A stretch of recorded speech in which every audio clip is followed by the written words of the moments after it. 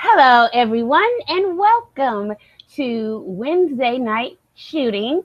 We're back from a small little 1 week break because, of course, I was here because I don't have a life. I'm just a mom. Tonya Rodgers just obsessed with wrestling. But Andrew went out of the country, went to Berlin, and yeah, you wrote a nice article which I linked on the CSS video post about this. Linked it on there where you were equating landmarks in Berlin to WWE superstars. I thought it was very interesting, and it really kind of brought Berlin to life to me. Mm-hmm. So it was great. So Yeah, I mean, that was kind of my idea behind it. Like Berlin's a city I've always wanted to visit, and it did not disappoint. Sorry, by the way, I have a little bit of a bug, so if I sound weird, sorry, I apologize. It's a city I've always wanted to visit because it has like a lot of historical relevancy, and also like just the culture is very, free form, carefree. Like, I don't know if necessarily chill is the right word, but just like accepting of it encourages you to accept who you are, whatever that may be. So that's always interested me. And the city did not disappoint in the least bit. And I was blowing up social media, Twitter, Instagram with photos and stuff. And one of my old friends from back home, who's also a wrestling fan and has read my stuff on Sasha and Bailey and all that, at like, it probably must have been like 5 a.m. Berlin time. He lives in Chicago, so it's probably like 11 o'clock his time on like Tuesday night, Wednesday morning, I think it was. And he was like, when is the 5,000 word essay on which club the 4 horsewomen prefer going to? When's that coming out? And like, in my Berlin brain, I looked at that tweet and I was like, that is the most genius idea. It light bulb went off in my head. And so it expanded a little bit past that, obviously. It didn't even get to 5,000 words because I didn't want to write that many words. But it expanded past that. Although I will say that all the 4 horsewomen other than Bailey were clubs. So it did kind of fit that. But yeah, it was just the way, I don't know, something about that city, like the general attitude that people have in the city, or just the city itself has, it made me feel a lot more mellow towards wrestling, a lot more chill, and just like a lot less negative. So I was just trying to have fun with that article, basically, and it was a lot of fun to write, I'm not gonna lie. Like, the analogies themselves weren't that hard to like come up with. It was just that I was about to write like 400,000 other words too, and had to cut myself down, obviously. But it was just something that was like, it made me think, wrestling is this art form that we all follow, and if we can't, if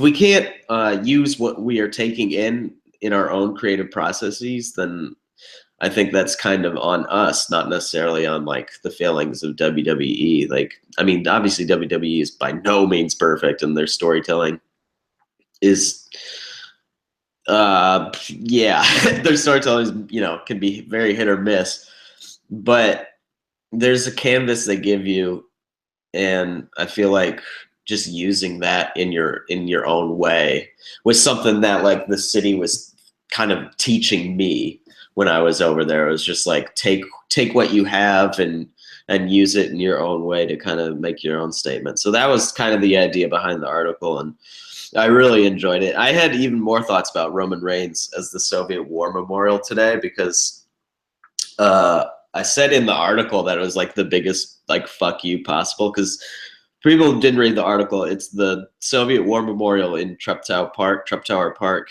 in East Berlin. Was built by the Soviet Union in 1949, 4 years after World War II ended. And it was basically like there's 5,000 Soviet soldiers built there or buried there. and there's like this giant statue, and then like these like two metallic stylized flags, and then like another like statue behind it. It's just this massively impressive complex.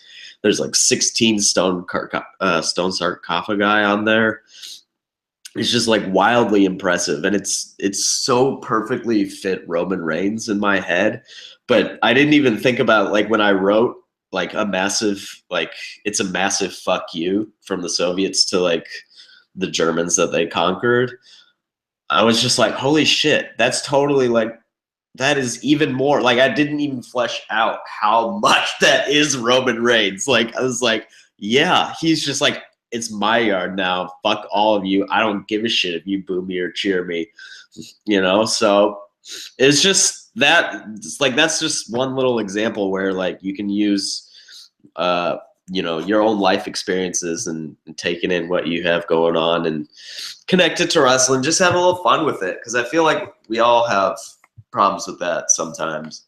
And I know I definitely have problems with that sometimes. So that vacation was really good. And kind of reminding me to just have, you know, be not necessarily always be positive, because like being positive and being happy is not always the end goal, but at least be thoughtful and just not like nihilistic and negative without purpose. So I don't know. It was fun. I encourage everyone to go read the article if you want to. But yeah, it's not as long as most of my other ones. So if you're worried about that, it's just cool. It's only like 3,200 words, and it's got visuals too. So, you know, and very good visuals. Like, it really helped me. I really enjoyed it. Really. Mm-hmm. But the name of this episode is the Anti-Smark episode, and unlike the last time I used it, however, it's exactly what you think it means, anti-smart. And I'm going to explain why. This past weekend, there were images of current WWE superstar Paige with her in very intimate situations with herself, with former WWE superstar Brad Maddox, and also current WWE superstar Xavier Woods. These were leaked over the weekend via Twitter and all those other filthy, smutty sites that harbor this type of bullshit. This was a part of some hacks that happened a while ago, but they're all of a sudden leaking now. I don't know why. Who fucking cares? First, my honest to God opinion when I read all of this is Paige seems like a fun chick. Like, you know, like, I know how I was back at that age, and if I was pretty in shape, you know, I was sexually active, and my attitude towards men was more of like, they're disposable, they're here for my entertainment. I've changed that now, but back when I was young and like around the age Paige was when this happened, I definitely could have seen myself participating in some of the things she did. So I'm not gonna judge. It's her personal life. I don't think there's anything wrong with anything she did. Anything wrong with what anybody did? Actually, they're all grown adults consenting. It's all legal. The illegal part came when somebody stole this from Brad Maddox. That's the only illegal part, and that's the only thing that needs to be condemned.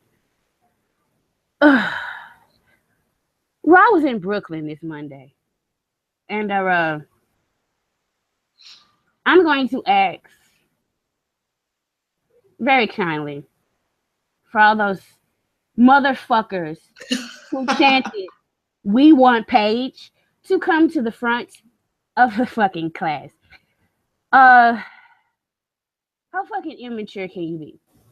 These people are going out there and, like, I guess what some people were saying during the, oh, they're bored, this, that, and the other.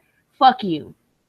The only reason they were chanting, "We want Paige," is because this shit was leaked about her this weekend. If it hadn't been leaked, those fuckers would have been chanting for JBL and Corey Graves and Michael Cole or whatever.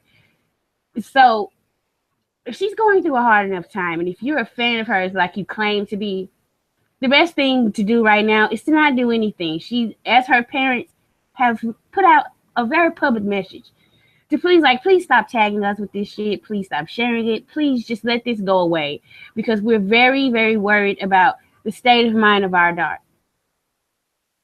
I know a lot of people don't fucking care, but to claim some of the things that they claim that they want in wrestling and that they want to see in wrestling, and for these very people to specifically do this during 2 women's matches. And most of those people are chanting, "We want Paige." They fucking know she's injured. They know they're not going to see her. What kind of sexist bullshit is that? It took everything in me, because I do the Raw reviews, but I feel like when I do those shows, I am critiquing WWE. I'm not critiquing the crowd. That's why I very rarely mention the crowd unless they're really hot for a segment. Because I don't watch for you. I don't watch for your fucking average Joe, average Jane, plain motherfucking ass. I'm watching for WWE superstars. If you don't have anything positive to say, shut the fuck up. Stop buying tickets. Everybody who did that is a piece of shit. Everybody who was chanting, "We are awesome," and chanting about which section was better or who had floor seats. And for fucking sakes, everybody who still chants CM Punk in 2017, when he could not give a fuck less about you chanting his name, you're a piece of shit. Go the fuck away. So that the real fans, the real marks, the real smarks, the people who want to be entertained can be fucking entertained. No wonder Vince doesn't listen to your stupid, ignorant asses. I really hope Roman Reigns squashes The Undertaker now. Like, I wanted it to be a real man. I hope he squashed him. I hope Goldberg and Brock goes on last. And they play around and bullshit for 10 minutes, and then it's a 30-second squash. Fuck that. I'm so pissed off that I don't even care if Shane McMahon beats AJ. Hope he does it. I hope he pisses all you fuckers off. Have some fucking common decency and class. That's all I have to say. What are your thoughts about this, Andrew? Well, you could tell that you're mad if you said that you were okay with Shane beating AJ. Right. Just because, and I hate him, but I know, right? Just because I know these type of motherfuckers, these mouth breathers, these fucking neck beards would absolutely hate that and claim AJ's buried. Yes, do it. Do it. Fuck them all, Vince. Fuck them. They don't respect the talent. They don't. It's bullshit. No, why are you sorry? You have nothing to apologize for. The thing, I mean, like, because I saw all this unfolding from weird time zones and, like, basically permanently drunk, let's be honest, and, like, in a foreign city. So I was trying to follow this as best I could on Twitter when it was unfolding, and it wasn't making a whole lot of sense to me. And as best as I can tell, there still seems to be an issue that people don't understand with consent. And for some reason, we still have people out here, not a ton, but definitely some, who are like, well, they're already released, so it's okay if I look at them, you know, whatever, blah, blah, blah. And I find that, like, an interesting, like, theory or philosophy to have, because, like, I think about, like, what if this was like child porn we were talking about here? Obviously, there's zero consent whatsoever with child porn. So, like, just because it's out there, you're gonna look at it, you know? But now that it's like an adult, attractive woman that you would be interested in seeing naked, even though there's still no consent, you're cool with the pictures being released or something. I just think that exposes some awful, ugly, rank hypocrisy among a certain section of men, and it's very. Also, yeah, I don't mean to cut you off, but that reminds me. you also have to include the people that are like, well, she was stupid enough to let somebody record her. Yeah. It's 2017. People tape their sex acts. Like that's very common behavior. And like anybody who tries to say like, oh, she shouldn't have done that. Oh, she's a public figure. She should know better. That's bullshit. That's total bullshit. Like you shouldn't have to live your life under the threat of like somebody like illegally stealing your shit and exposing you. Like privacy is like a hallmark of our, of our social world for a reason, So that's people, if you're using that argument, you need to like think about what you're saying because everyone's got some dumb shit somewhere. I don't know if it's a sex tape or a stupid email or something. Like I said, I did some stupid shit when I was right? We all did. I did some stupid shit last week, so, so it's like shit. I don't know. That is not true. That is not untrue. It's just like getting fucked up and doing some fucked up shit. Oh, I know, right? Yeah. It's just it was very frustrating to watch all of it happen. Especially like the second thing came out like right when I was about to board my plane, or like an hour before I was about to board my plane back, and I was getting messages from a friend, and I was just like, "What the fuck is going on?" It's just if you are somebody who needs so badly to look at naked pictures of people who are already wrestling in their underwear, like. You're just sad. You're just fucking sad. Like I'm gonna say, Roman Reigns gets me off dressed. Completely dressed. Right? Seriously. Oh Jesus.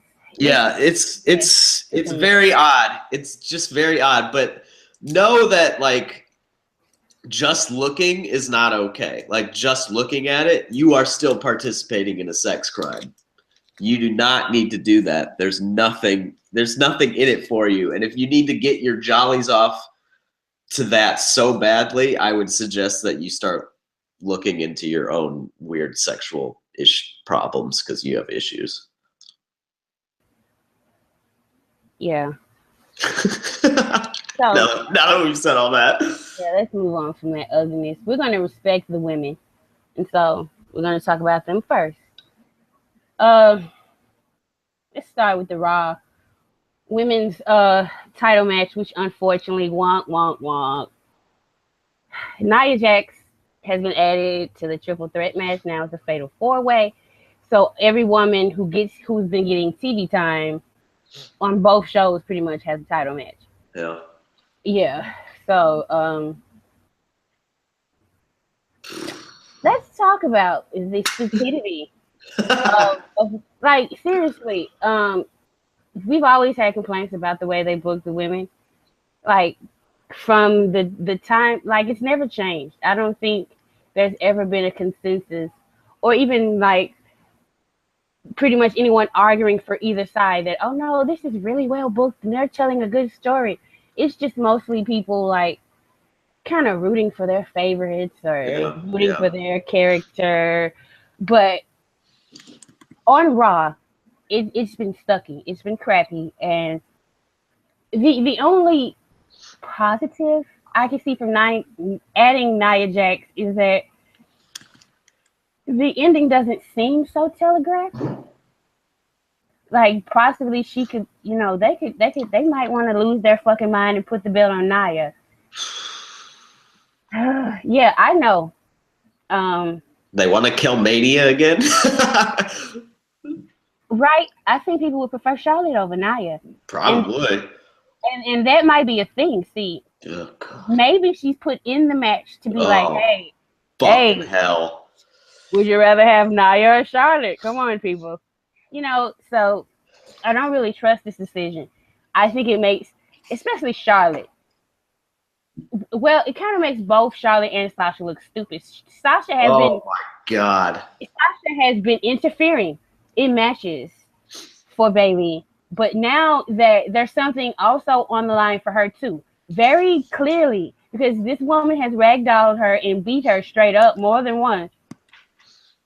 and she's sitting back watching it. I guess in the spirit of competition. See, that's the thing. That's not consistent with either Sasha or Charlotte's character for them to just sit back and watch this match.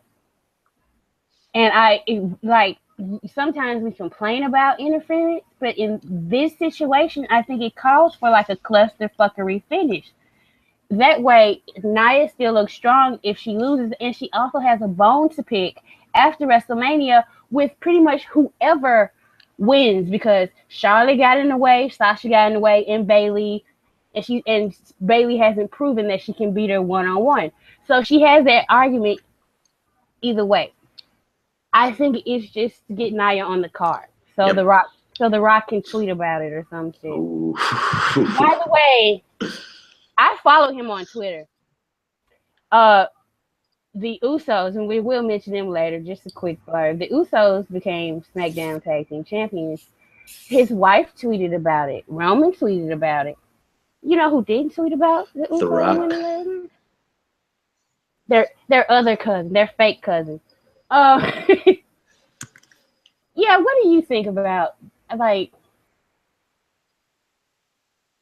are you even interested in this fatal four-way? You know, it's kind of amazing, right? Like a WrestleMania championship match with Sasha and Bayley, and I'm just like kind of shrugging my shoulders. Right. Oh, excuse me. Mm-hmm. The adding Nia Jax, it was just like, this is something Raw does like consistently over and over and over again. It's like they want to get to an endpoint, so they don't really care how they get to it, and then they just like do it in a way that they're just like, well, it doesn't matter how we do it as long as we get to the end point. But the problem is then they do it in some stupid ass backwards way, and then everyone's like, well, wait, that doesn't make sense. Now I have less interest in watching this match, especially when you do it for something that is asinine as putting Nia Jax in the championship match when she is absolutely, I understand how you're booking her, but she's got no business being in a championship match at WrestleMania. I'm sorry. Like, she really, really, really doesn't. So it's just,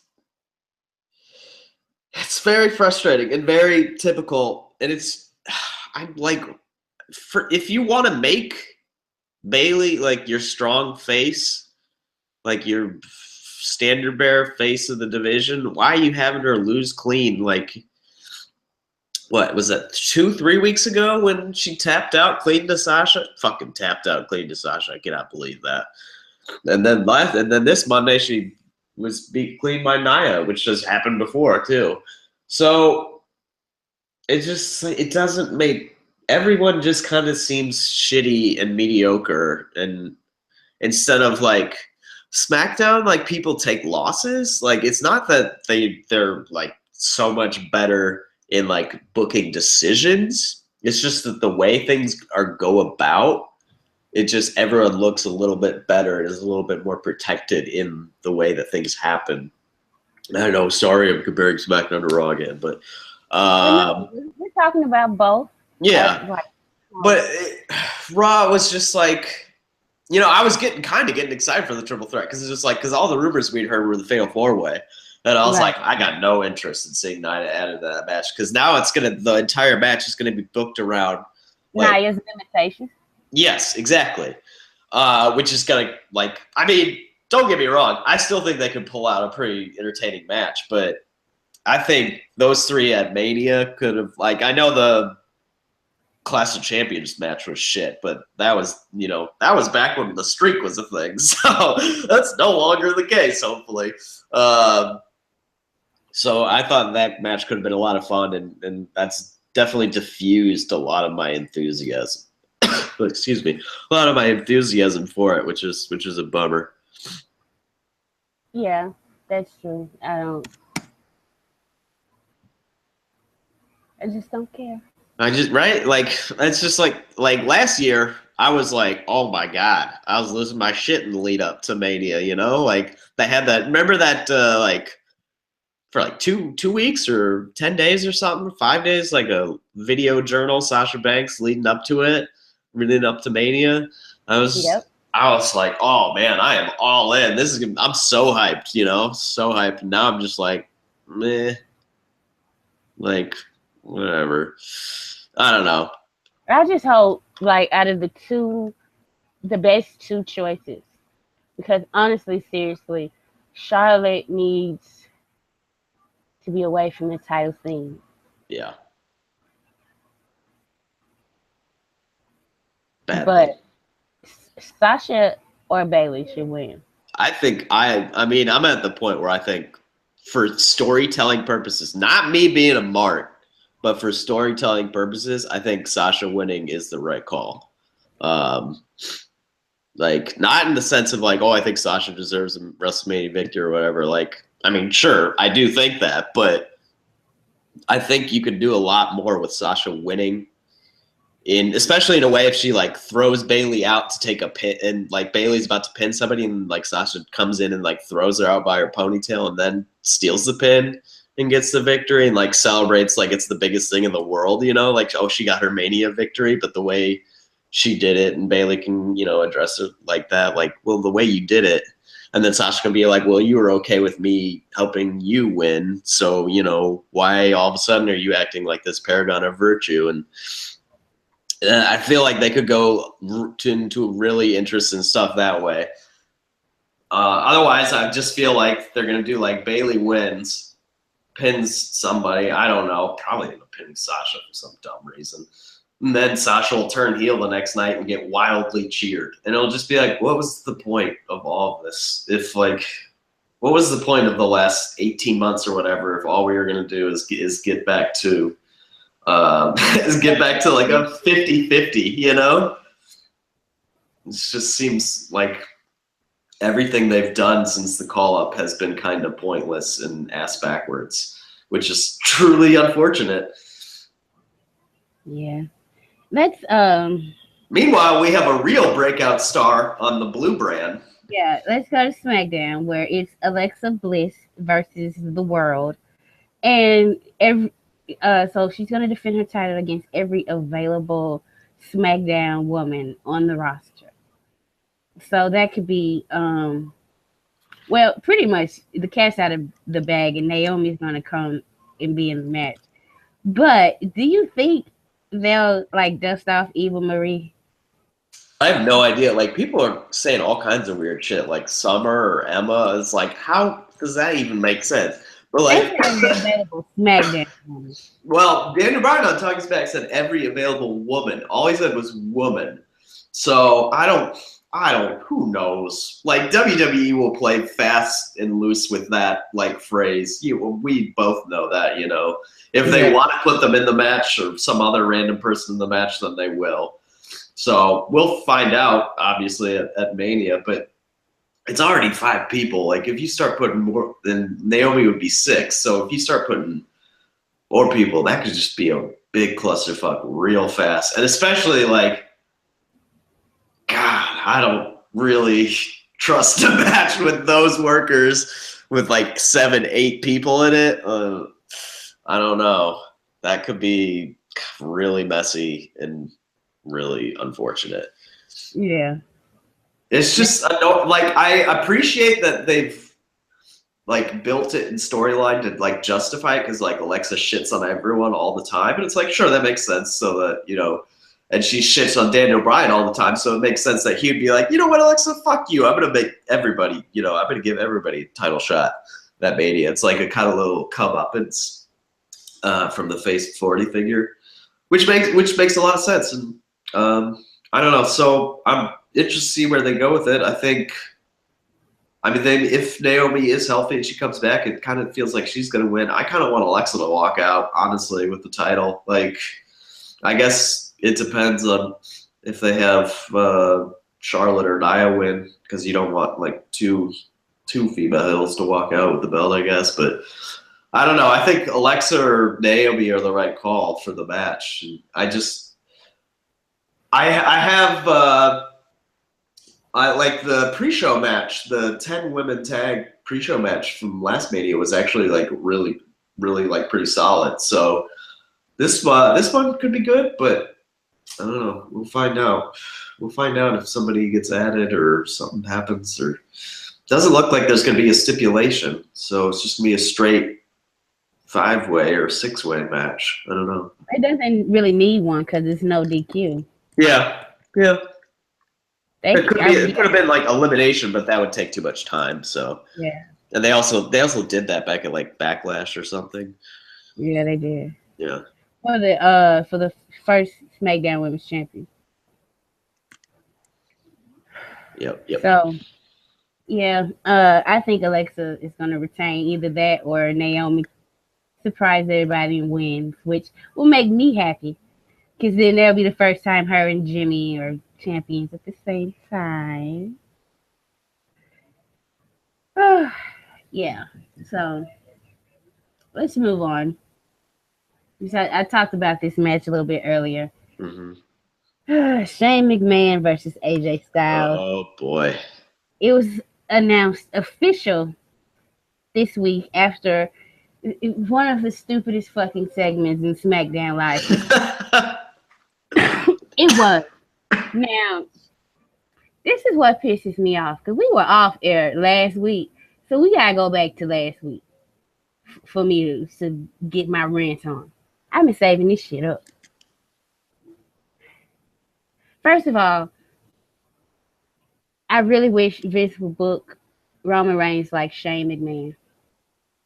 Because, like, I'm from the hood. So, you can't just gimmick a car window and expect me to believe all somebody got out of going through a car window was a black eye. Like, if somebody takes you through a car window and the window breaks, hospital, concussion, you're done for a good little while. But no, AJ pushed Shane through the car window, and Shane is fucking Superman. He refuses medical attention. He's gonna make his way to the ring, and he's back there the next week with a black eye. And see, this is why, like, the whole story, I have no problem with this story. The reason why I have a problem with it being Shane because he sucks. He's a terrible performer. If you put Stephanie in his spot, this match would be so motherfucking lit. It'd be so lit, dude. Like, seriously. Because, first of all, her strikes would connect. So AJ he would sell with actual strikes and not phantom punches. It was embarrassing for me to watch AJ Styles sell. But this motherfucker who keeps missing this same high spot over and over. Like, whew.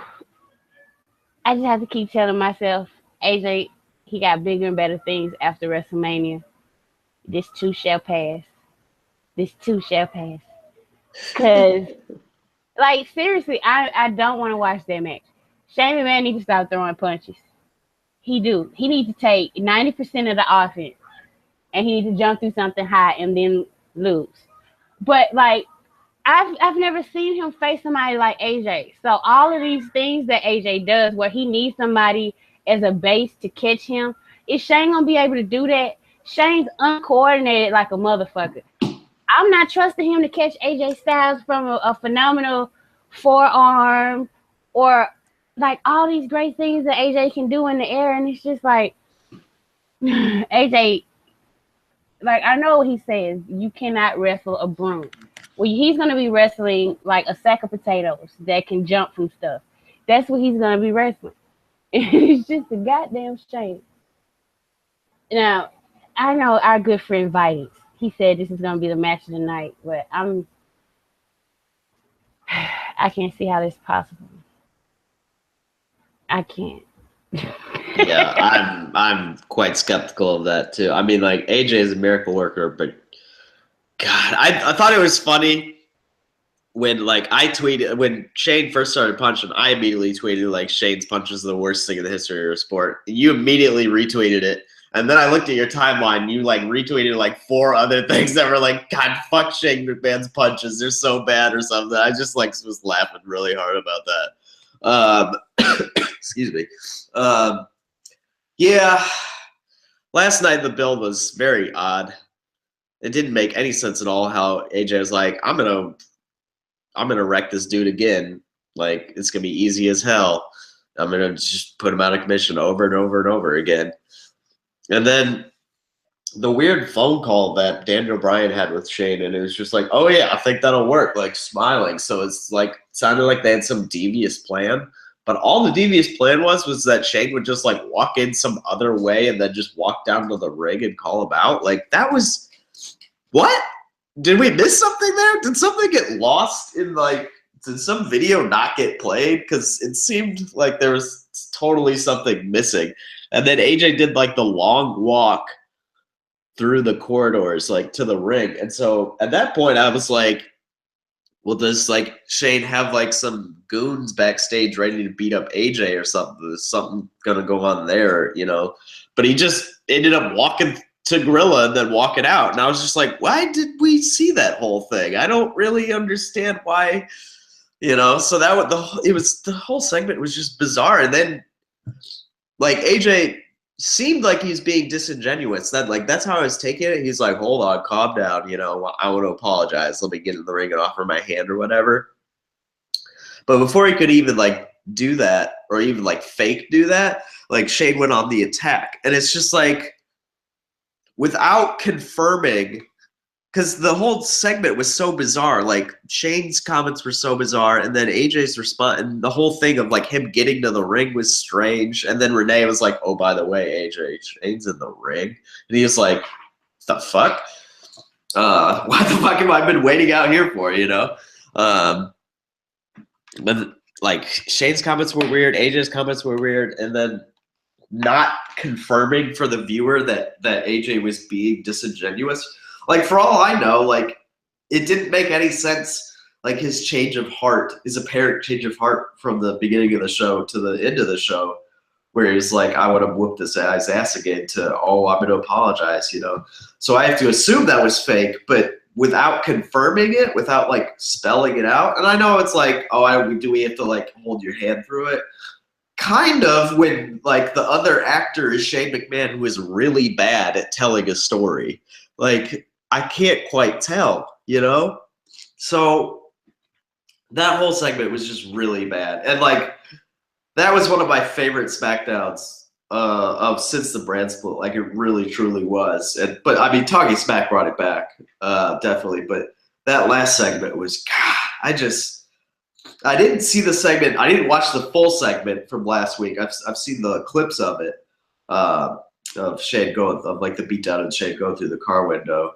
But boy, it seems like they went really far backward this week, as opposed to where they were last week, when they seemed like they were starting to turn the corner and starting to get at least some people back on side of the match. And now it's just like, oh, right, it's Shane McMahon. This sucks. Like, we can justify it, but it still kind of sucks, you know? Definitely would have killed it, by the way. Oh, yeah. Would have killed it. For sure. Especially because Paul would have sold for some, I don't know if it was like Charlotte or Sasha, he would have sold something like death. Yeah, definitely. Okay, let's move on from this to what I'm not calling a match of the night, but this is going to be up there for me and a lot of fans in terms of emotion, especially. The Undertaker versus Roman Reigns. Okay, so where do I begin with this? Been reading some things about people saying that the Undertaker should shoot on Roman Reigns, and that's just ridiculous. That's silly. Let's stop that. Like, imagine if wrestling was actually full of like these guys who were marked for themselves to that degree, just like a locker room full of Shawn Michaels and Hulk Hogan. Oh yeah. Just imagine how fucking shitty wrestling would be. You would never have a good match because people would just be so fucking concerned with how they look. Uh-huh. You know what? This past Monday, I know some people were like, well, the Undertaker was selling. That was because he's old and injured. I think Undertaker's smart enough to know that everybody thinks he's old and broke down. And of course, he's never going to think that because wrestlers never think that. Right. So when he turned around, he knew the spirit was coming. He made that face because he's playing. First of all, he's playing up shit. I just turned my back on this kid, and he's going to spit the fuck out of me. And it's going to fucking hurt. God damn it, why the fuck did I do that? Maybe I should have waited till after the match. It was only one young buck in the ring. Yeah. But what I got from that one little expression from The Undertaker is this motherfucker is going to give Roman his all in this match. Like everything The Undertaker has left in the tank, he's going to leave it in the ring. And for that reason only, I'm that much more hyped. And I might be in tears by the end of the match, depending on how it goes. Because you know how the Undertaker at WrestleMania, he loves to fuck with the fans' heart with those looks and these exchanges and shit. So, like, and then he already knows, he's very smart. He already knows, like, motherfuckers are going to hate Roman. You're right. Like, I wouldn't be surprised if there's this part in the match where, like, he's just on his knees and looking at Roman like he's, like, I can't take it anymore. And then he gonna trick him and low blow him or something behind the referee's back, and the pop that's gonna come from the crowd gonna be thunderous. Like, yeah, you know the Undertaker got to go there with that dick thing, because what he did with Brock, he gonna bring that back. Yeah, it's a secret weapon. Yeah, he's such a great storyteller, and like, he's gonna teach Roman so much in one match. I just cannot wait. Oh, Jesus. Yeah, I'm actually kind of looking forward to it too. I'm not gonna lie. Like, it'll be interesting to see how it develops. Definitely. Of all the people Undertaker could have faced, I think this is my preferred matchup. Really, like Cena Taker does nothing for me. Like nothing whatsoever. You know what? I was not gonna be really excited to hear John Cena like try, because you know what he does against his opponents when he gets real hype. He cuts this ether promo and like he kind of, you know, tries to bring his opponent down a notch. He does that every time, and Undertaker's a legend. I'm not here for that type of promo. Like Roman Reigns showing just enough disrespect that's allowed. He's like, motherfucker, this is my yard. Get your old ass out. But you know, John Cena be calling him Mark. You know, he bring up that the Undertaker ain't no real gimmick and all this. I'm not here for that. I really wasn't. So I wasn't looking forward to that either. And then, of course, as like people, if you're really worried about the Undertaker's health, but you want Undertaker to take like 3 or 4 AAs, I think taking the spear is a little bit safer. I'm just saying. An easy cleaner bump, yeah. My mom doesn't watch wrestling a lot anymore, but she knows who Roman Reigns is.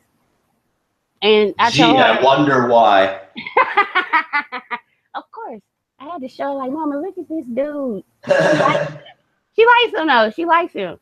But I told her about this match, and the first thing she said was like, Lord, please tell me this is his last match. I was like, I hope so, Mom. I really do. But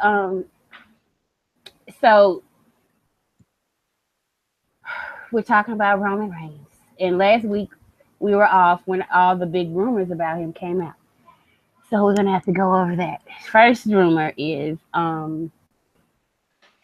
WrestleMania 34 that the main event will be Brock Lesnar versus Roman Reigns for the Universal Championship.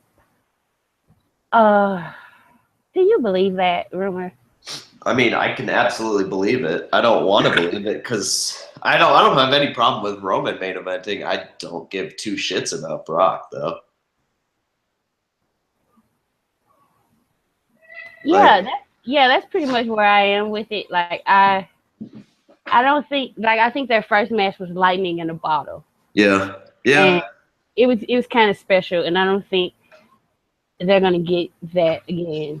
So yeah, I don't think like it's like making a belt that has not even existed for a year, taking it off TV is just Seems very odd, one would think, you know? But I don't know. It's odd. It's very strange. It's very odd to think of Bill Goldberg as the champion in the year 2017 for, I mean, isn't it the top title in the company? It's the top title on Raw, which is the flagship show, but it's not the WWE Championship. So, I don't know. But it's like the two marquee stars main event match or whatever. Watching Raw since the brand split, I don't think it is the top title. It's the top men's title. But the title which feels the most important still heading into WrestleMania is the Raw Women's Championship. It does. Like the universal title, it's not even about the title. It's about these two old dudes, you know, who are giving it a go at each other. Like, and one dude can't seem to get the other guy's number. It's not really about that championship. And then and then when Kevin Owens had it, it didn't seem that important. And so, yeah, I would still say, I don't know. Titles don't really seem important right now on Raw. Period. Yeah, they really don't. But which would be totally fine. But the problem is the stories they're telling. I mean, the Jericho Owens story is really good now at this point, but for a lot of months was like dragging on and on and on and on with like kind of the same shit. It was like it was cute or whatever, but it didn't seem like there was consistent progress in it. You know, like there wasn't like the Jericho Orton story or the Jericho Owens story has been going on basically as long as the Orton Wyatt story. But the Orton Wyatt story longer. Even a little bit longer, yeah. But the Orton Wyatt story has like changed from every week and like added another building block like every little week. And so that like you could see things coming, you could see things developing, like you could kind of understand the story that they were telling. And like we all basically inferred the story they were telling on Raw, but they didn't really flesh it out all that well. So like when when Owens turned, like as soon as Tripp showed up and he's like, "Oh, I want to talk to Kev," I was like, "Well, here comes the turn," because of course Tripp shows back up, you know, and you know it's all about him. So I guess the show just has to founder, you know, completely, and then all of a sudden he shows up and he's like, "All right, we can make decisions now," and it's like, oh man, that's a weird booking philosophy for your show, Raw. They do it for everything. Yeah, they really do. All that, and this is well, we can just kind of cross into what I was saying about Raw and SmackDown and the way they book. SmackDown always has something going on and moving forward. Yeah. Raw doesn't. Raw, almost every week in every feud, they have a week of something happen, and then they'll spin their heels on what's going to happen for weeks, sometimes months. With the Charlotte stuff, that took months and months and months. And yeah. So, like, I really do think it's on purpose. The whole motivation of drafting all the part-timers except for John Cena. The fact of drafting the two golden children of the Shield. Having 3 of the 4 horsewomen. The three biggest too. Yeah. Right. The ones who like has the biggest name and so merch and have Becky as the supposed stephead. Like all of this was, in my opinion, mapped out. I don't know why they would do it. So that most of the negative energy that goes towards WWE is going to go towards Raw. Yep. I think it's done very deliberately. I think even the fact that Vince, I think he knows that there are some writers on Raw that fucking suck. And their ideas are shit. And it may make nobody laugh but him. He's going to put it on there. Just because why the fuck not? We got 3 hours to kill. Who cares? It's not like that's important. Let's go back to talking about what's next for Roman. Not that important. Like, so yeah. The next rumor is that, which kind of like may conflict with the first rumor. Like, if he's supposed to be facing Brock for the Universal title, right? And the second rumor says that soon after WrestleMania, he might be going to SmackDown, which please no, it ain't happening. It ain't happening. No way. Oh my God. Do you know, like, you can write like side pieces and stuff. Oh jeez. This is my domain. I'm blue through and through. Oh my God. If he maybe I'll take more vacations so you can or something, because like how can I?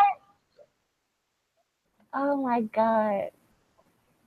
Yeah, I'm gonna be so happy at the same time though, because like I don't think he's ever worked with Ryan Ward, and like right. I'm so here for it. I'm so here for it. Like, I'm serious. Like, I feel like Roman on SmackDown by the time of like the next Rumble or whatever, like it'll be like when John Cena was on SmackDown. Yeah, and he made his big like leap. You know, he like busted out because he was like over on the other show. I feel like Roman could totally do it. There are a lot of naysayers that say, well, okay, turn him heel won't work because he's still a terrible promo and blase woo-de-woo.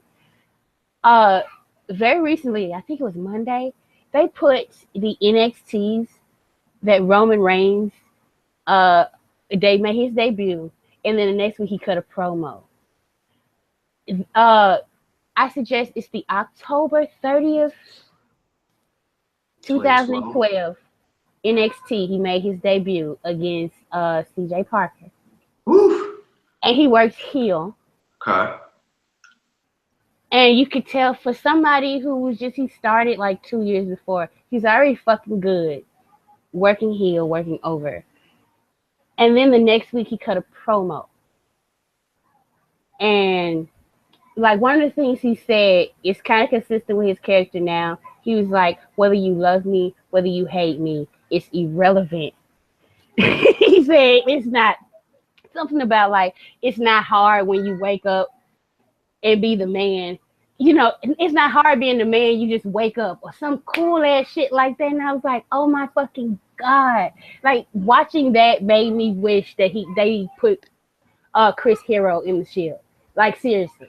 Like seriously, like if this was gonna be your fucking ace, you should have let Dusty work with him more. Like goddamn, like he would be ready right now to go to take over the fucking company like they want. They just stunted his fucking growth basically by propping these two fucking indie darlings up. so they can fucking be over and stay over. Come on, Seth Rollins would have never looked tough unless he was standing next to Roman Reigns. Ever. That's amazing. It's true. Then which brings me to this Jetson thing, which pisses me off. Like I watched it and it's got nice little the overall theme. Okay, George Jetson goes and unfreezes the Big Show from the surface of the earth by accident because he's a goof. And then Big Show, he wakes up in the future and he realizes that everybody watches robots wrestle. And he's a fucking giant, so he just beats up all the robots and takes the championship.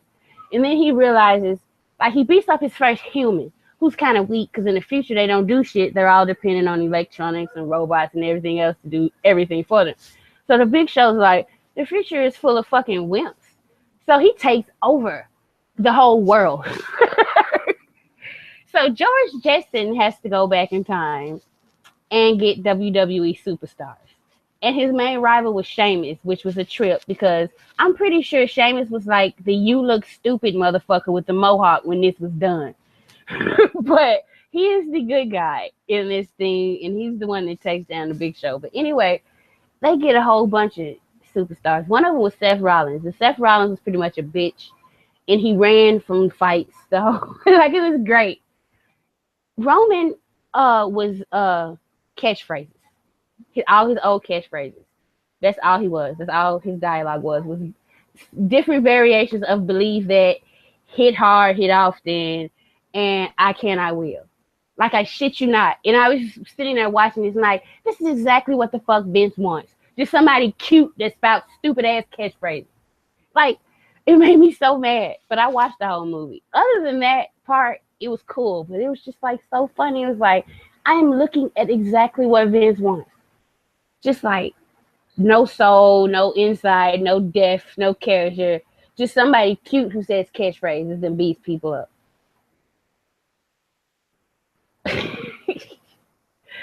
Oh, you can imagine like watching a cartoon and getting pissed off about it. Like, the Jetsons, and it was nice, but at the same time, I'm like, fucking Vince, this is what you. And it was actually them doing their voices too. Yeah. Which was cool. They let Alicia Fox beat up Seth Rollins at the end too. Okay, that's super amusing. Yeah, I enjoyed it. Other than the part where Roman was just believe that all over the place. I was like, Lord, do you know how long I waited for him to stop saying believe that? And now I have to watch this cartoon, and that's all he fucking says. I don't believe that. I was like, please, even his robot, because there were robot versions of some of them. Even his robot was saying believe that, and they had the Jetsons. Rosie, the female maid or whatever, the robot. She was every time she saw the robot Roman, it was like she caught the vapors or something. I was like, look at, oh God, this. I don't care. Vince might have not had control over none of the other part of the cartoon. He had to make sure this part of the cartoon happened. That's Vince, all the fucking way. Oh, it made me sick to watch. I was like, they're never turning him fucking heel. Like, they're teasing it. Did you hear what he said about The Undertaker in his interview Monday? They were asking, like, oh, after The Undertaker, he's playing mind games. He was like, listen, the only time I think about The Undertaker is when I'm beating him at WrestleMania. I was like, God damn. Like, that's kind of savage on the low, but ain't nobody gonna. I mean, like, I was all for that, so that doesn't sound like a heel thing to me. That sounds like the most ultimate babyface thing you could possibly say. Shit. He believes in himself. Like, why shouldn't you? Like, people are like, oh, he was no selling the Undertaker. Why should he be scared?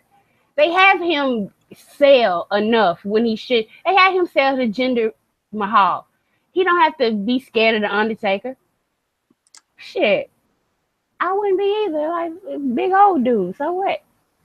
He's fought people like Big Show and Braun Strowman. Why is he scared of the Undertaker? But yeah. Why was Braun Strowman still there? Oh, and that's another part of my theory. I think he's absolutely going into the Andre. I don't think he's going to be adding to that match at all. I could be wrong. But that's just another part. They have to, like, Raw has to give you something to complain about. And right now that's, why the fuck is Braun Strowman getting geeked out in this feud? Right? Like, it's not even his feud. Like, you know? He's just there. He's like, what? Okay, I kind of get, like, he still wants to fight Roman. But, like, it's not making him look any better these past few weeks. So no. I think they should get him out of it. I do. So, this is a time where, like, Raw could do the old, we're just going to pull you off TV for like 2-3 weeks, which I think you said like a month ago. Yeah, I'm pretty certain right you said, I'm absolutely certain to say, yep. You were like, they weren't going to have anything for him. Yep. Yeah. And just have him at the Andre. Yeah. Yeah, just have him like, come back, shows back up, and just wrecks everybody, you know? Sasha. That's what they did with Sasha last year. They did that like 5 times with her.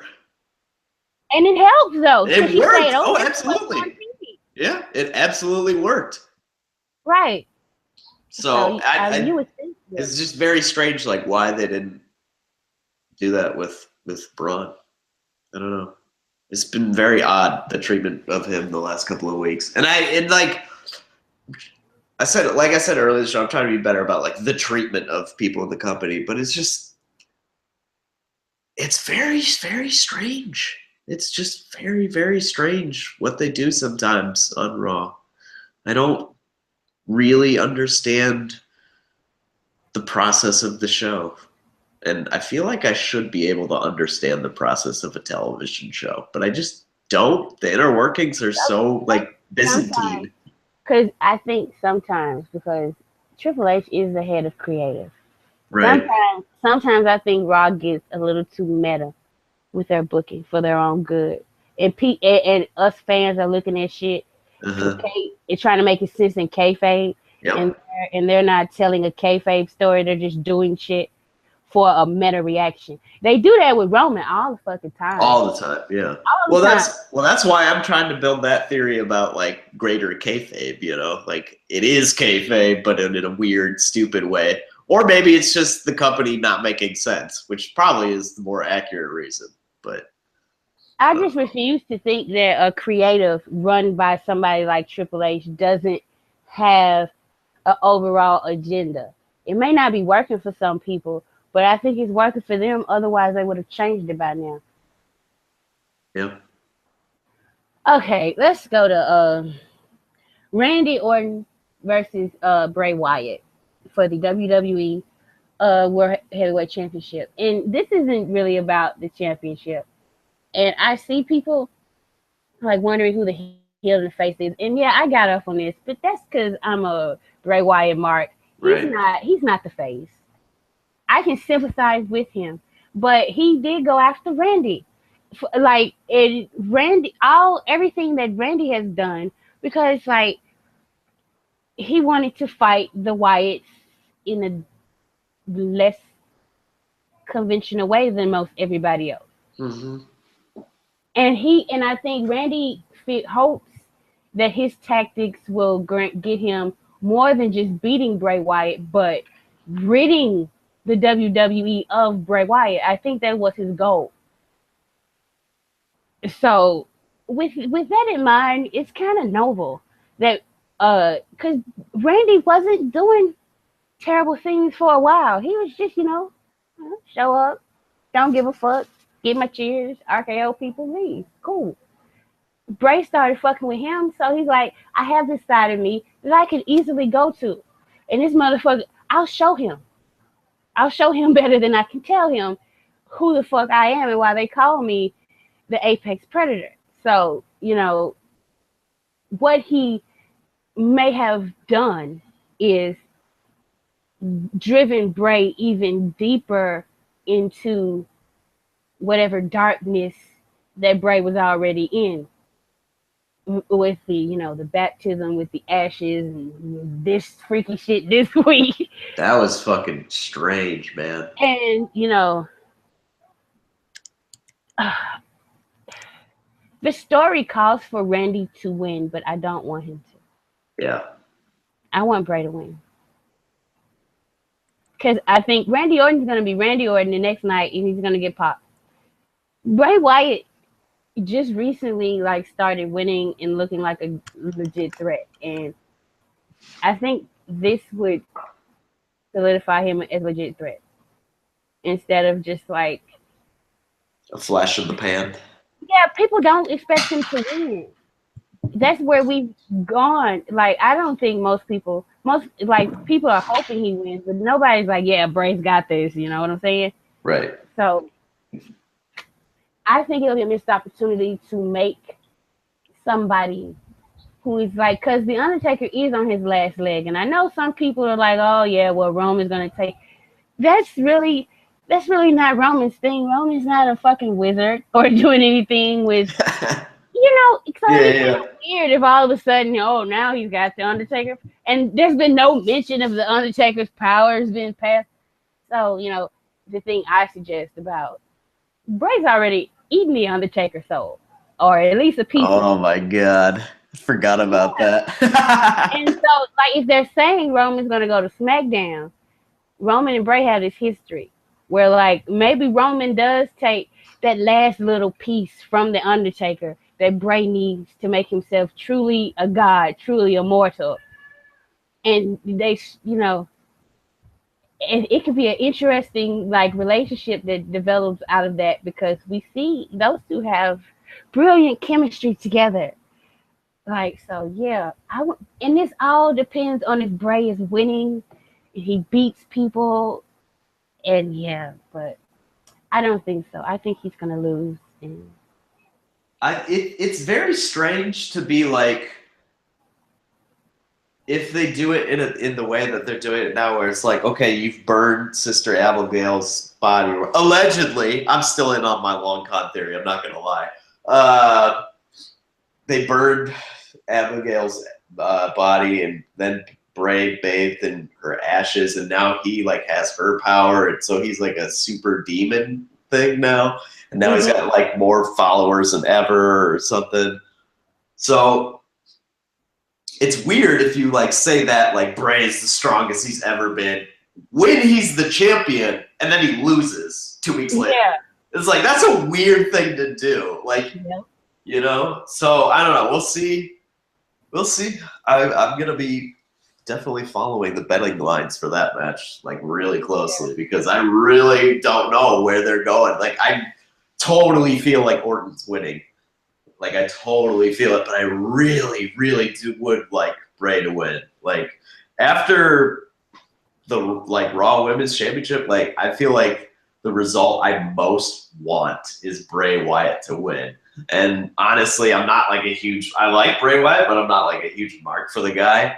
But I just feel like they could do so much with his character if they like actually cement him as that sort of level of competitor for all time. Like you do that. You have his 4 months or whatever in 2017, and that cements you, for good right there. You will always have, pitting Cena and then AJ in the chamber, and then pitting Cena 2 nights later, and then pitting Orton at for the championship at Mania. Like there you go. You will always have that level of I don't know that in you. So I really do hope that Bray wins. I really don't think he's going to. And I'm really interested to see what happens with the Harper Wyatt match next week. I think there's a twist coming. I'm not gonna lie. I think there's a twist in the tail coming, and I am here for it. I'm telling you, like I'm so hyped for this story because it's plays and commentary has been really good, especially JBL and like pulling out, like saying like, well, Randy Orton, we've known this for like 15 years, is an insane person. Like he will do crazy shit.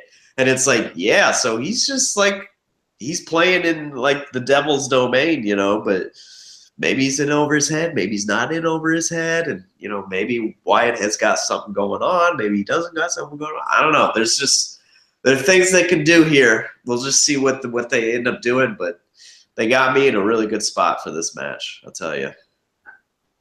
Yeah, I'm really looking forward to it. I'm looking forward to like the future, like who wins, who's going to be the next challenger, all that good stuff. Yeah. Let's move on to the Mizanins versus the Bellas. Oh boy.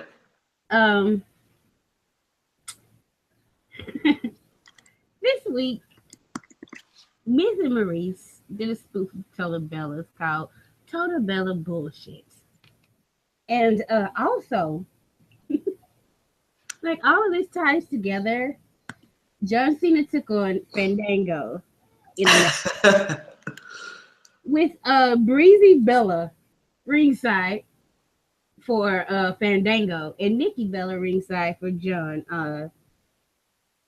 I don't know. A lot of people might not have caught this, but there was a nice little four video thing on YouTube called Southpaw Regional Wrestling.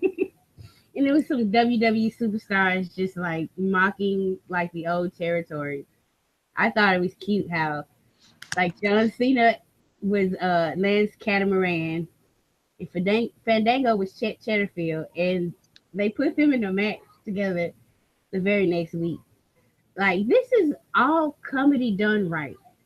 Like I didn't know where they were going with Tyler Breeze dressed like Nikki Bella, but to see her beat him up, I'm like, okay, let me word this properly. Sometimes men need to shut the fuck up.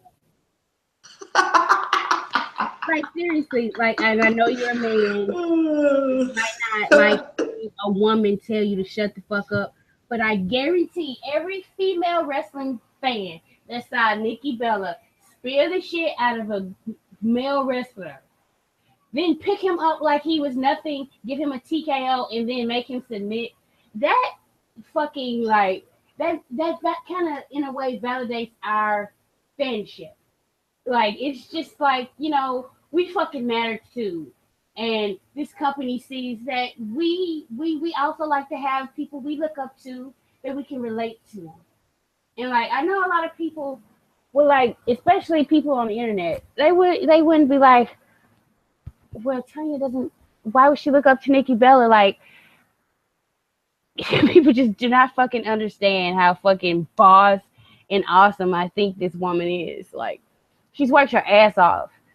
And like, why is it an embarrassment that a woman, like all these motherfuckers saying that Nikki Bella could probably TKO your ass? The fuck you mean? Like, oh, he's falling this low. I saw that comment in the in your review thread, and I was gonna respond, but then I was like, you know what? I was gonna say something really mean, but then I was like, well, at least Tyler Breeze doesn't have to fucking sell for Shane McMahon, who doesn't fucking know how to work. Tyler Breeze sold for a fucking professional, and that shit looked devastating. I don't give a fuck what you say. Let Nikki Bella come at you, you're going to go down too. Like, why is it embarrassing because she's a woman? Like they really got me. So like, shut the fuck up. Like you can not like anything else about the angle of the storyline. You don't like that? Shut the fuck up. Because I guarantee every woman watching that was like, hell yeah, Nikki. Take his ass down. Oh Lord, I cannot tell you. Ever since then, I've been calling John Cena Mr. Nikki Bella. She wears the pin. She has to. She just flips him. He's like, when the cameras go off, she's like, AAs him on the bed and puts him in a proper STF. Damn, they into some freaky shit. I bet they are. I really do. Woo! But yeah, stop talking shit of like, oh yeah, this is what put Tyler Breeze down. Sure. Yeah, not he's the in fact a fucking that job, or he was down. Yeah. He was in NXT when it was FCW with like Cesaro and Ambrose and all those guys. He stayed in NXT for a long time for a reason. He ain't as good as you think he is. Yeah. He's in the spot he should be in, making a lot of fucking money and entertaining the fuck out of people. Everybody's not Shawn Michaels. Everybody's not Stone Cold. No shit. Everybody's not even Dean fucking Ambrose. People got to play their positions in life. And he's in a damn good one, so shut up. You know what it made me think of? Like the whole like, oh, he could be so much more. It kind of brought me back to like the Mrs. Participation Awards. Right. Where it's like everyone thinks, oh God, like they need a shot at the top. And it's like, well, we can see things with our own two eyes, and like the company has way more evaluations than we could ever possibly have. So it's like they know better than we do.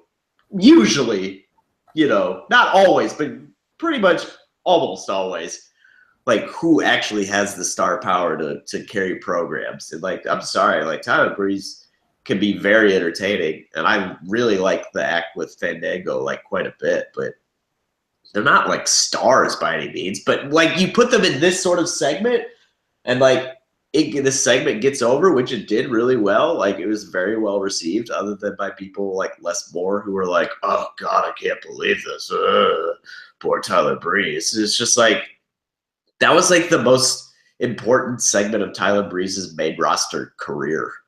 Like, because that just means he can have more segments, you know, like in that sort of thing, or like, and then like all of a sudden, if the crowd like takes shine to both those guys, then they could get a little push, like Heath Slater and Rhino did, get like a title run, you know. So it was just very strange how everyone reacted so viscerally, or not everyone, but some people reacted so viscerally to Tyler Breeze getting like speared by getting the breasts speared off of him by Nikki Bella, as John Cena put it. He's the only man that I saw saying something. I wonder why. And I wonder why, yeah. I do want to make a point to say Southpaw Regional Wrestling needs to become a regular thing. Like, yes. I fell in love with it because, let me just say, John Cena, because like I watched his movies.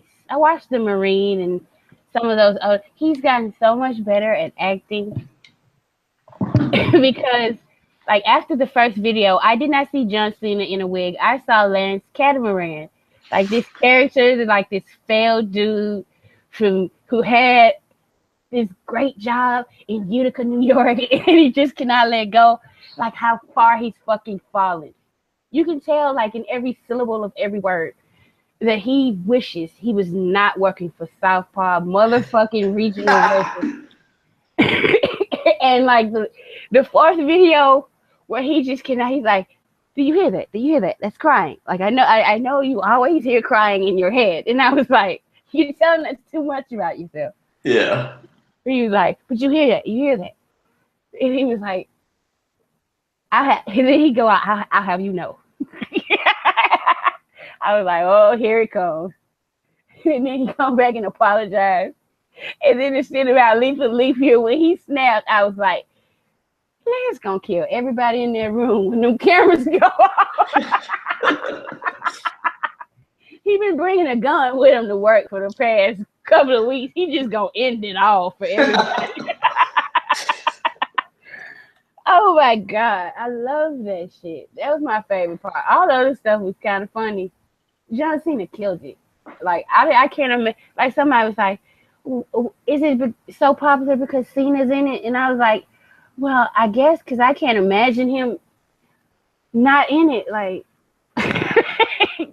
he made the whole thing for me. He brought it all together. Yeah, I thought the dynamic with him and Fandango was just incredible. Where it was like, one of the first things that Fandango said, where it was like after Jericho's character was interviewing TJP and like being a dick about it, and, Lance Catamaran was like, "We know your uncle owns the station, and that's why you have a job. That's some professional courtesy required." And Fandango, Chet Shetterfield just says, "Yeah, Clinton, piece of shit," or something. Like he just like that's like the first thing he says. He's just like, "Clinton's a piece of shit," and they bleep it out. They like go to like emergency broadcast signal for a second or whatever. And I was just like, that just killed me, and from there I was hooked. So you know my second favorite part though.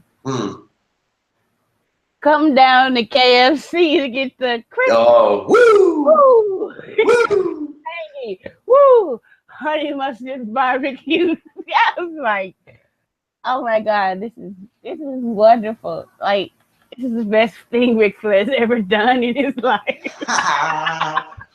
You know, honestly, it honestly took me a second to realize that was like an actual ad. Like, I was just like, oh wait, they're actually shilling something here. When I realized it was like the Georgia Gold shit, whatever chicken, the new chicken thing that they're doing. I'm like, oh.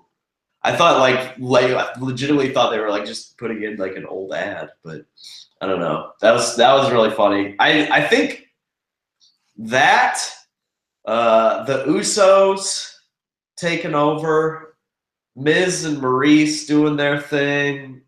All that's telling me is that the people on Tuesday have some connections to somebody who's got some stashes of some things because, boy, I tell you, they feel a lot more loose, don't they?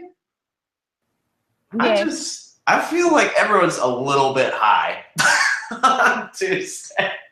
Just a little bit high. Or maybe they start drinking once SmackDown is off. They're like, they got an hour to kill for 205 Live. They can't leave the building. Fuck it. I brought these little travel things that scotch. Let's get it in, goddammit. Right? Like, I don't, something's going on over there, but it's just like, and like the anti-smoking ads they were doing lately or whatever, like the one that has Sheamus and Sasha, like Sasha's bit where she was like, of course it killed me, where she was like, I could literally see his future, and then she like, the camera like went up close up to her, and she's like, well, not literally. I was just like, what is going on? Why all of a sudden is like everything funny in WWE? Like where did everybody all of a sudden start like coming out with their true character selves? I don't know. It's just felt very weird. Felt like I was like 1 week back here, and it was like staying whatever, blah blah blah. Last week was chaos, and then like Southpaw came out at the end of the week, and now like everyone's just like funny as hell again. And it's very strange. I can't tell if I've changed or like the Fed has changed or a mixture. I don't know. It's very interesting. Yeah, it's something passing around there. I feel like it. I really feel like there is. Meanwhile, on Raw, they brought the fucking authority back, and like right under our motherfucking noses, and like it's like I'm the only one that seems to be making a big deal about it. But here we go. Triple H this week gave his usual unnecessary in-ring promo in the lead up to his WrestleMania match. And in front of Brooklyn, nobody really cared. He pretty much, he said, oh, I'm done with Rollins. And then he was like, well, oh no, wait a minute. If he really wants a match, he could sign a hold harmless agreement and we could have an unsanctioned match. And I was just like, but didn't you just say, like... You weren't interested in the match, yeah. It really seems like this is something else that's getting meta because the motherfucker stood in the ring and said that Seth Rollins and people like him, like Mick Foley, who got fired this week. Finally, our national nightmare is over. Mick Foley is no longer the general manager of Raw. But he said they're addicted to what people think of them, and they have such egos, and he doesn't have that problem. And I was standing there like, this is trolling. It has to be, but because he cannot believe in his heart that he doesn't like getting cheered. Like, everybody knows, like, you're one of the worst heels ever because you do whatever you can to get yourself over. And this segment was another, Seth Rollins didn't even show up. I guess selling Triple H's beating. Because we all know, like, you have to sell Triple H's beating. You got to be off a week if he beats you up because it's the game. And he's the one that makes this challenge, even though he said he has nothing left to prove.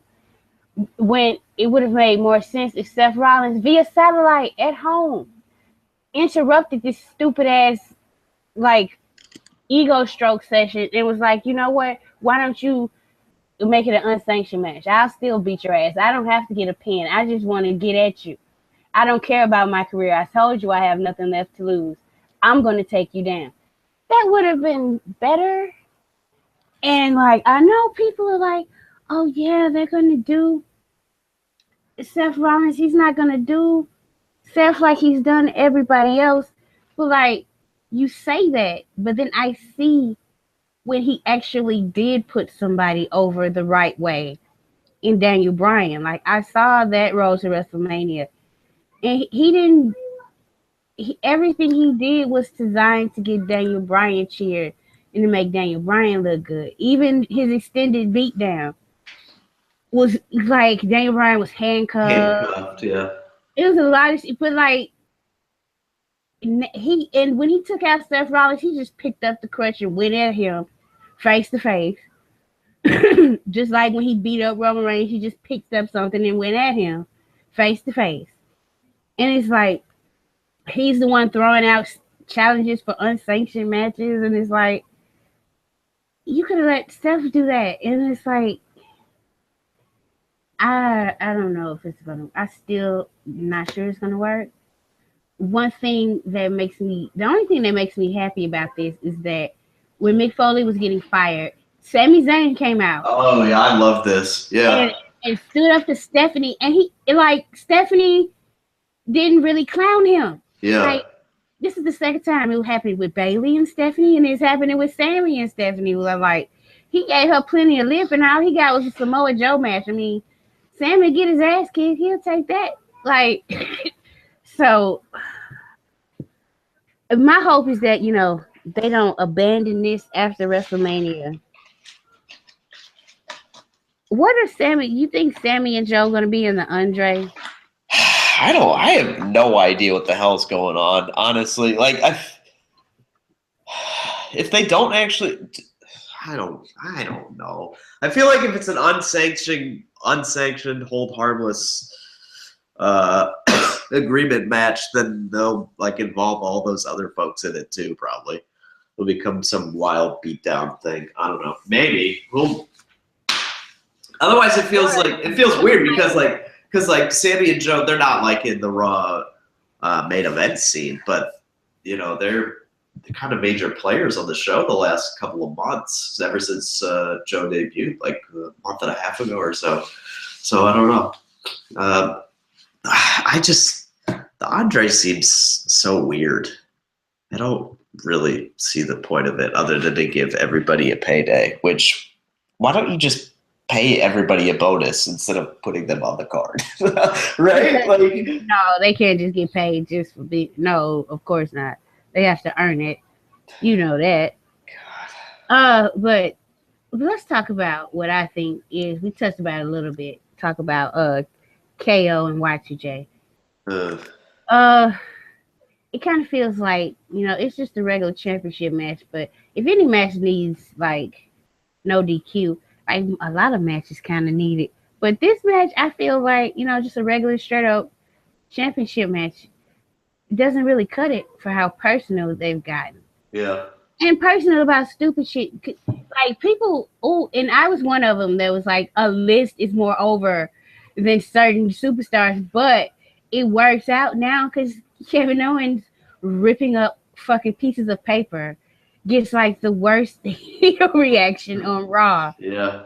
It's like the greatest fucking thing. Like, I loved him ripping up that list. That list overshadowed him when he was Universal Champion.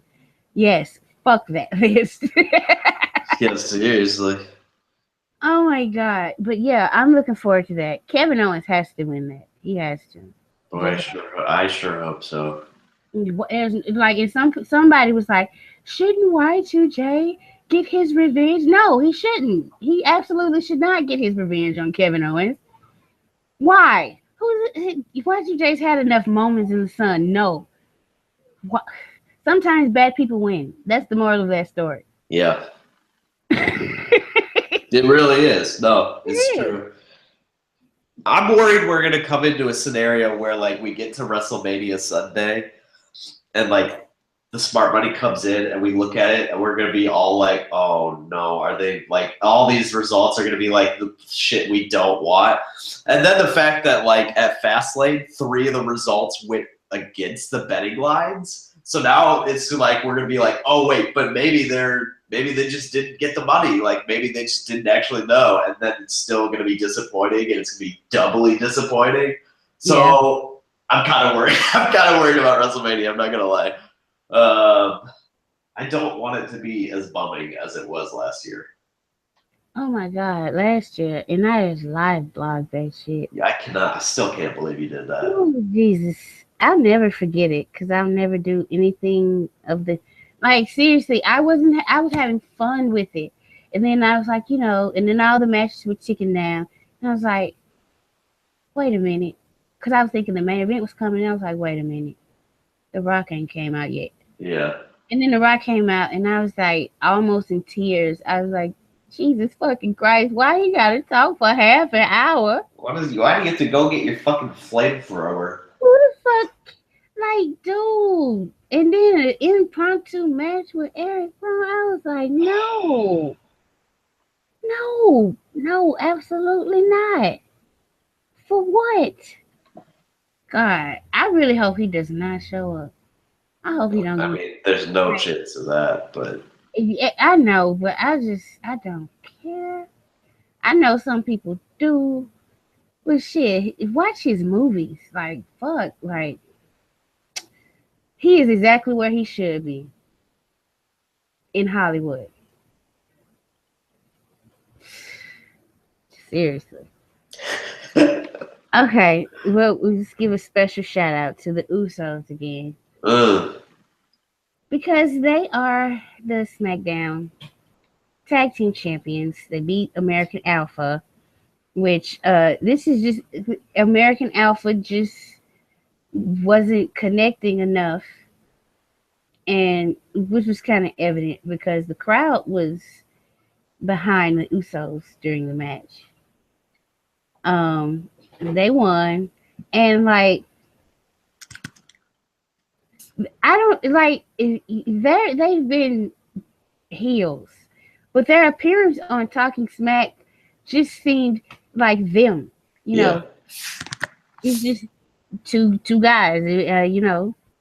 So I think WWE does that a lot with the flirting with the alignments and whether they want you to like this person or not. It's very few like just straight up heels and faces.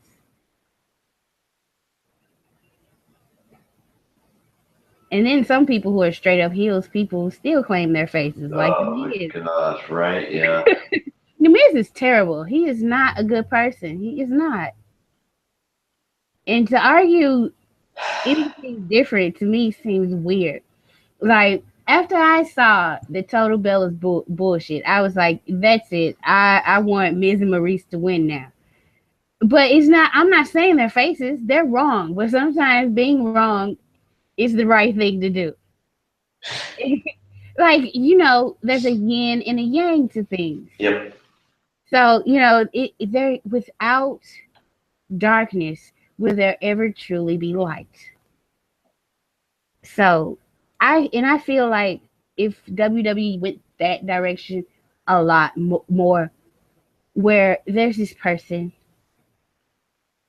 if they could really do it with like Bayley and Sasha too.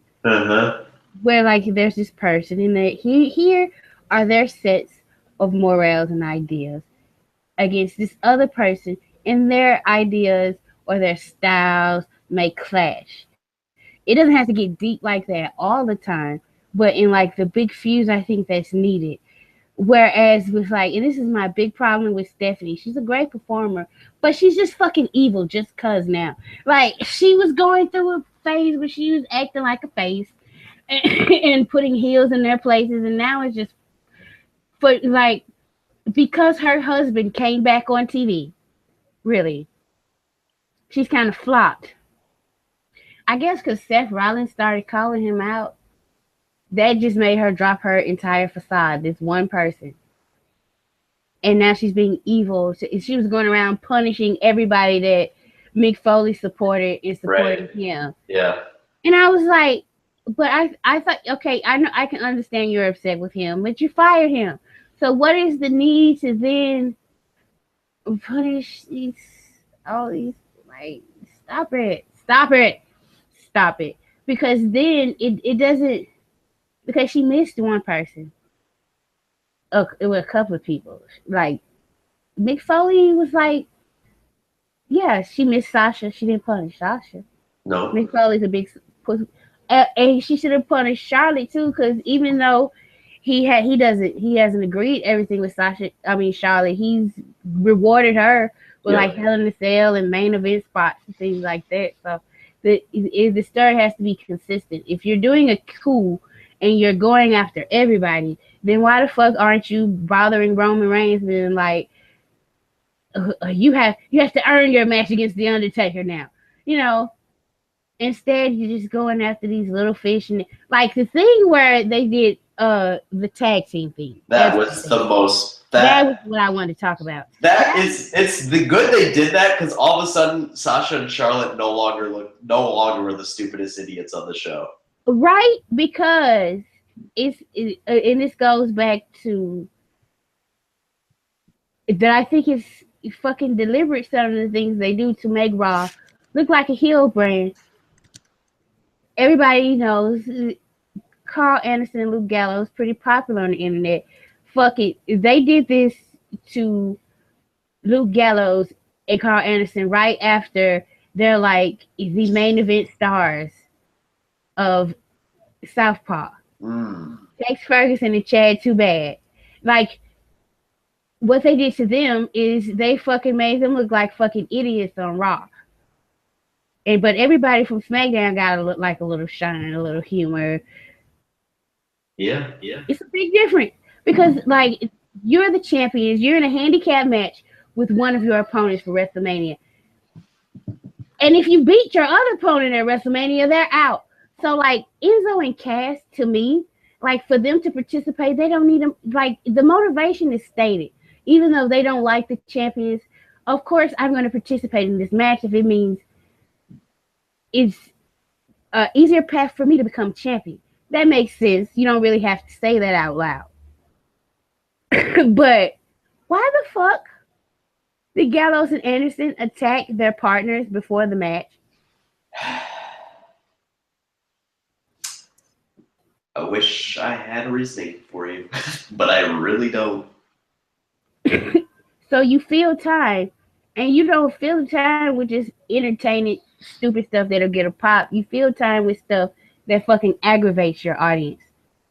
Like, there's no fucking other reason to do such a stupid thing.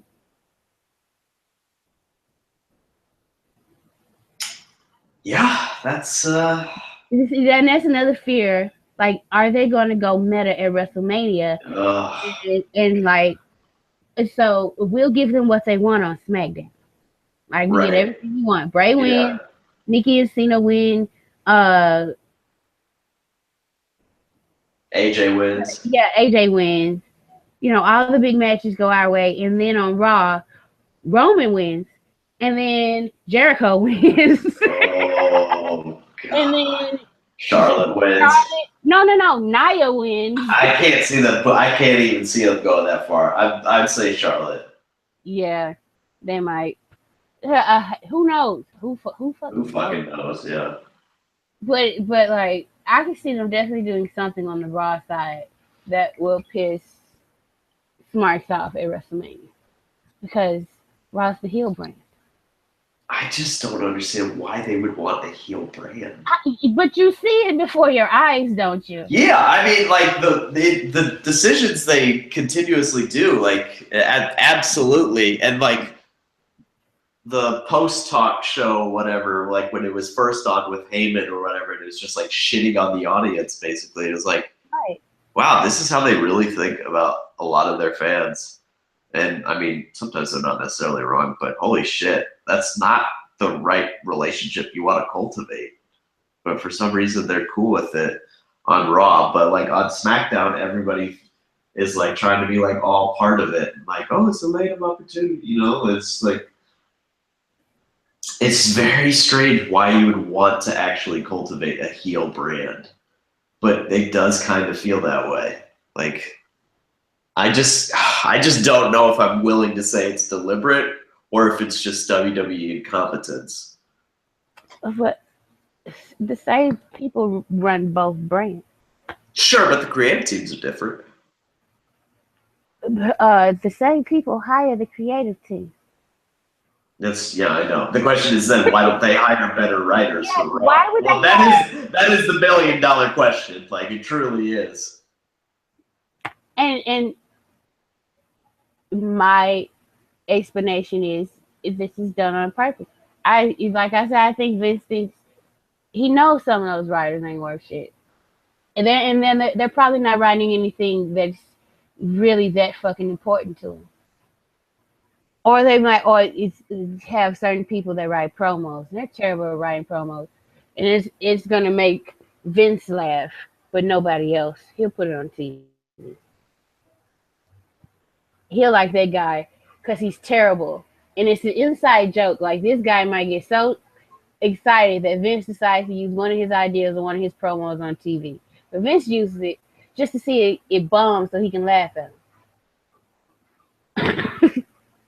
I could definitely see something like that going down. And he'll find no.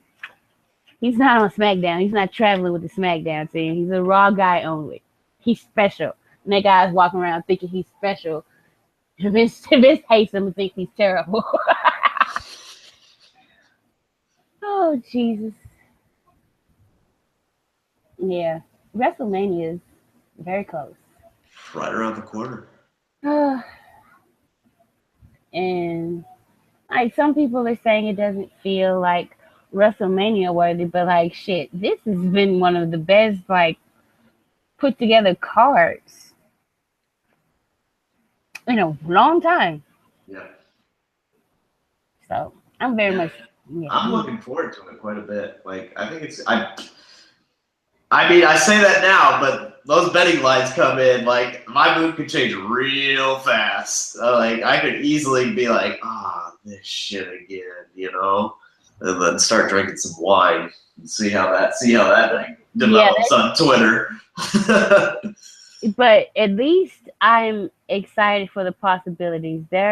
I'm telling you, there was like one or two matches I was looking forward to last year. Yeah. And like there is like maybe one or two matches I'm not looking forward to this year. There's a big difference. big difference. So I legit can't even name more than two matches from last year's Mania card. Oh, I can name. Oh shit! The Intercontinental Championship was the ladder match. Okay, I got three. Yeah. Oh yeah, Undertaker Shane. That's four. I forgot about that one. Oh boy, that's how memorable that match was. Right. But Shane jumped off of the Hell in a Cell into a crash pad. Don't you? Isn't that awesome? I don't want to see a 46-year-old man die. I prefer not to see that. Thank you very much. Yeah. Is there anything else we didn't cover? I don't think so. I know there's a rumor going around. Apparently, WWE is in secret talks about buying ROH, but it's not a secret anymore. Yeah, right. But like, I don't care. Right? Exactly. That's how I saw it. I was like, oh, that looks like a big story, but is it a big story? Ring of Honor is kind of a fucking shit show right now. So if they buy the tapes and buy them out, it'll be amusing. But it'll solve the Hardy issue real fast, like for sure. But otherwise, it's just more people to make Roman look strong. Oh. Oh my God! I'm telling you, I'm here for the moment where he's like, you know, there's so many great wrestlers, and they wrestle all around the world, and they have these long careers, and then you know they do all that, and then they come to the WWE and get beaten by me. We just love for him to say that. You just imagine the heat. People want to come out of the audience and like. People want to stab that motherfucker. Right, like you motherfucker. But yeah. Yeah, I'm all in on Roman now. I don't know what happened over the last like month or so, but all of a sudden I'm just like I was never. What? Undertaker. Oh, that it is. I think that's what did it. They finally. I'm the one person that Vince has convinced to love Roman Reigns by putting him against Undertaker. I'm the one person it worked on. Well done. I give props to Vince for that. Yeah. Unfortunately, nobody thinks like I do, so. Yeah, he's a legend. Undertaker. I know he can't move or anything, but Oh God. he should be Roman. My favorite one is like people who are like, until he turns heel, I'm not gonna care. I'm like, so you don't think they could like give you any good story unless he turns heel? Yeah. Because I could give you like 5 of them, but For sure. Absolutely. he should have always. I would have. There's a picture of him with like a poster, and him and Sting are really close to it. And I like after the Shield broke up, I would have done it like Sting. He wouldn't have painted his face, but like after he got turned on, he would have been kind of like turned into a recluse and just started popping up and interfering in all the authorities' bullshit. Just no matter what, kicking ass and leaving and not talking to anybody. Not even Dean for a long time, but yeah. Oh well.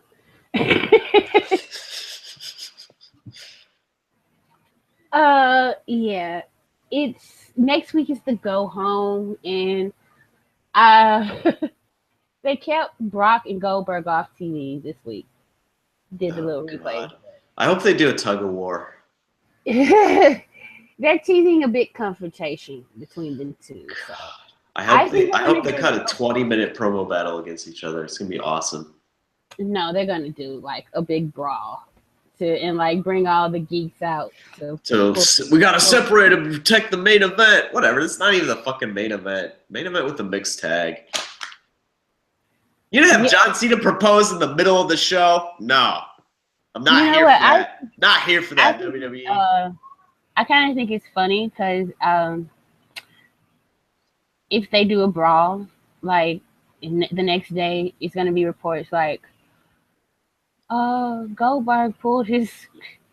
Oh, God. If he fucking hurts himself? Oh, no. They're like, WWE officials are worried about the match, but plans are still for him to lose to Brock Lesnar on Sunday. I'm just gonna laugh and laugh and laugh. Like this is almost over. Hopefully, because they said they're thinking of signing him for more dates. Ugh. Right? Please let it be over. I have put up with this long enough. Jesus fuck. Seriously. You're supposed to be doing this so because your son and wife never saw you. They didn't see you. Go home. And with that, we're going to sign off. And Andrew has our new sign off. And what is it, Andrew? You know what? Shooters, you all can go hug yourselves. Bye.